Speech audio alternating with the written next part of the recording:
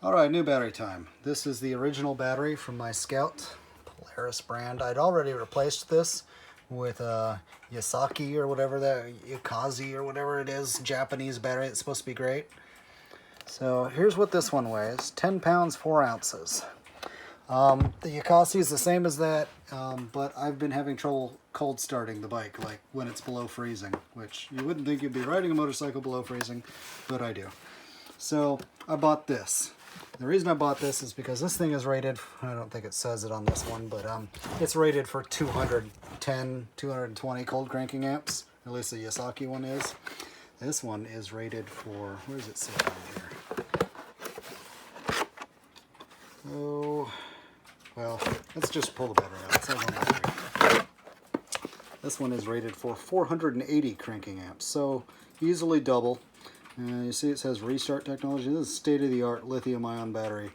You press this little button on. So what happens is, if this thing goes dead, you press this button on top. It's saved some reserve capacity. It turns the battery back on, and you can still start the bike.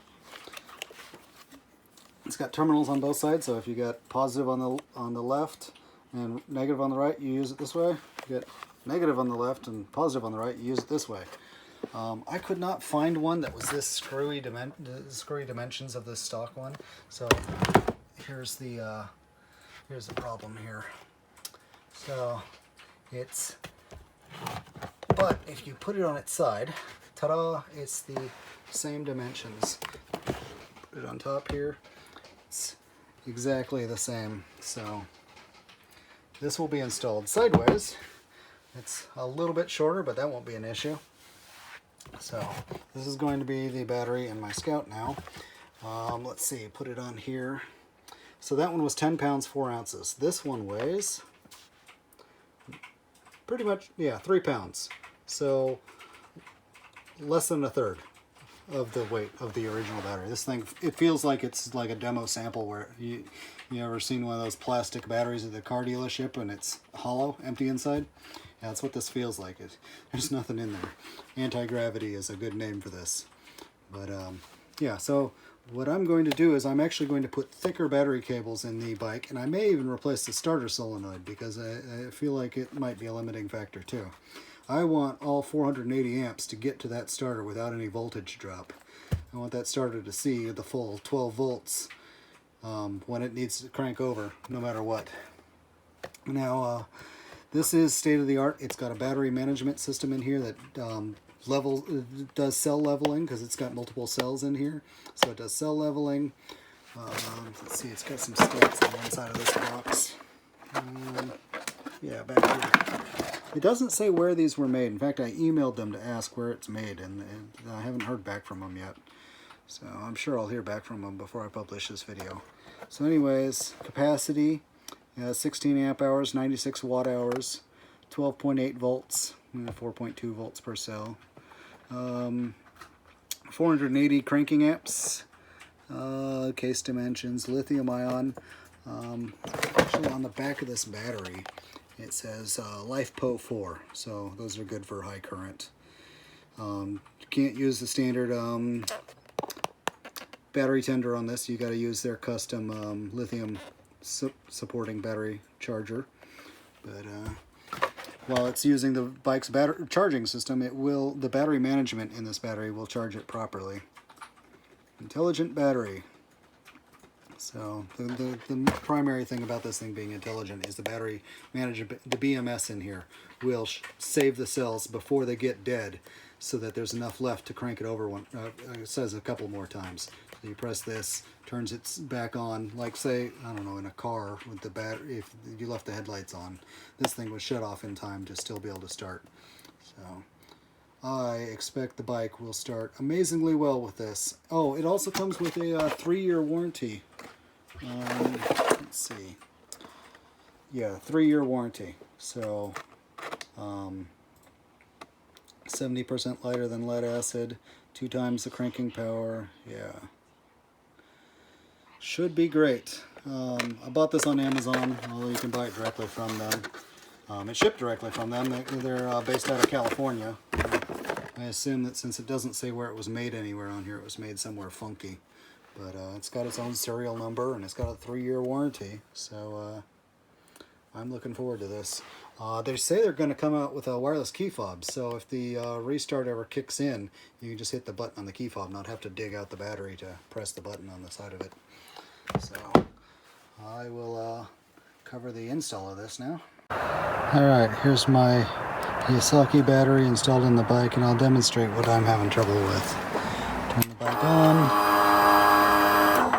Now I've got to crank it over. And it resets the whole damn bike. So there seems to be something wrong with this battery. I'm going to swap it out and see if it solves the problem. Alright, here's the old battery.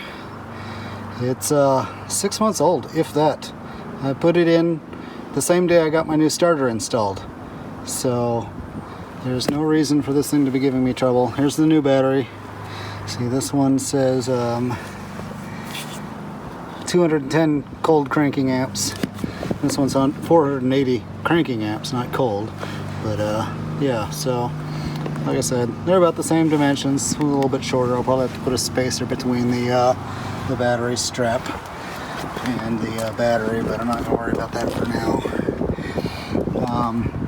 The ground cable will reach the bottom of the bucket, so I'm just going to put the negatives down, and I'll hook the positives up to the top. What I'd like to do is cut these off and crimp on a separate, because this is the main feed to the bike, and I'd really rather not have it coming out at the far end of the cranking cable. So what I'm thinking is I'll see what I've got laying around. If I've got some ring terminals I can crimp onto these, then I'll put them on one of the two positives and put the cranking wire on the other one. So let's go ahead and do this install. I'm not going to film this part because I just don't feel like setting up the tripod right now. Alright, what I've done is I cut these two wires off the connection here. It's all wrapped up in this rubber, so it doesn't really matter. I cut it off really close. Then I crimped on two connectors. I'd have loved to have had a slightly larger, but you know, I'm going to have a better connection this way. My crimping's not the greatest, but it's mechanically sound, and I'll probably run some solder over that at some point. Anyways, this can go to one terminal on the battery down here, and this can go to the other positive terminal on the battery. And this should help the electronics, the ECM and stuff, stay up while it's cranking, because having it at the far end of this. These wires on here are 6 gauge already, so I don't see any reason to drop them to 4 gauge. It's not that much of a difference, and anything more than 4 gauge is overkill. So 6 is plenty, especially for the short distances everything's going here. If I continue to have a problem with it actually cranking, maybe this solenoid could be stepped up to a higher amperage solenoid that looks awfully tiny. But for now, we'll just assume that that one's good enough. Maybe I just put 2 of them in there. Cables are installed. It's all wrapped up. So let's give it a try. Do the same test we just tried with the old battery.